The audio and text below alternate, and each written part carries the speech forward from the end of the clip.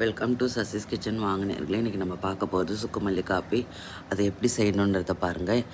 நான் எப்படி செய்கிறேன்றதை உங்களுக்கு காட்டுறேன். சுக்குவை நல்லா இடித்து வச்சுக்கோங்க. அதுக்கப்புறம் நாட்டு மல்லி இருக்கும், அது வாங்கிக்கோங்க. பட்டை, லவங்கம், ஏலக்காய், மிளகு, இது எல்லாத்தையும் 4யும் 5யும் நல்லா ட்ரை ரோஸ்ட் பண்ணி வச்சுக்கோங்க. பட்டை உங்களுக்கு வெயிட் லாஸ்க்கு கொஞ்சம் நல்லா பெனிஃபிட்டாக இருக்கும். லவங்கம் உங்களுக்கு தொண்டைக்கு இதமாக இருக்கும். மிளகும் அதே மாதிரி தான், தொண்டைக்கும் சரி வயிற்றுக்கும் பொது எரிச்சல் இருக்காது. அதை நீங்கள் பயன்படுத்துங்க.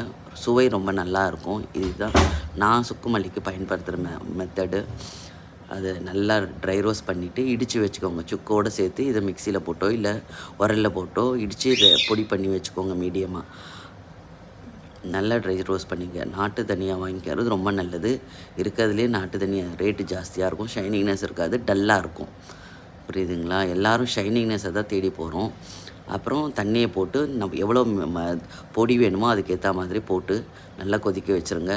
இதுக்கு பனவெல்லம், நாட்டு சர்க்கரை, கருப்பட்டி, அது மாதிரி ஏதாவது ஒன்றுத்தை நீங்கள் போட்டு பயன்படுத்தி பாருங்கள். அவ்வளோ சுவையும் மனமும் அவ்வளோ அருமையாக இருக்கும். மேக்ஸிமம் ஒயிட் சுகரை அவாய்ட் பண்ண பாருங்கள். நல்லா கொதிக்க வைங்க. 2 முறை இருக்குது. ஒன்று பாலில் இதே டிகாஷனை எடுத்து பாலை சூடு பண்ணிவிட்டு போட்டு வச்சுக்கலாம். பாலில் போடுறதும் நல்லது. இப்போ பால் குடிக்கிறவங்க விருப்பம் இருக்கிறவங்க பாலில் குடிக்கலாம். வெறும்னா இருக்கிறவங்க தண்ணி போட்டு இந்த சுக்குமல்லி காப்பியை கூட குடிக்கலாம். இப்போ கிளைமேட் மாறி மாறி வர்றதுனால இந்த மாதிரி பயன்படுத்தி பாருங்கள். தொண்டைக்கு ரொம்ப இதமாக இருக்கும், ரொம்ப நல்லாவும் இருக்கும். வாசம் நல்லா மணமாக இருக்கும். எப்படின்றத பாருங்கள். நல்லா கொதிச்சிட்ட பிறகு பனவெல்லாம் போட்டுருங்க. போட்டுட்டு குடிச்சு பாருங்கள். குடிச்சு பார்த்து ட்ரை பண்ணிவிட்டு எப்படி இருக்குது, நீங்கள் எப்படி செய்வீங்கன்றதை சொல்லுங்கள். நான் செய்கிற மெத்தட் இது, எப்படின்றத சொல்லுங்கள்.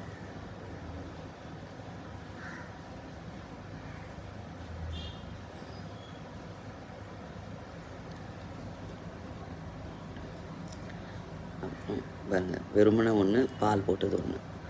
இதில் 2த்தில் எது பிடிக்கிறதோன்றதை, எது நல்லதுன்றதை நீங்களே டிசைட் பண்ணிக்கோங்க. 2ம் நல்லது தான். உங்களுக்கு எது பிடிச்சிருக்கோ ட்ரை பண்ணுங்கள்.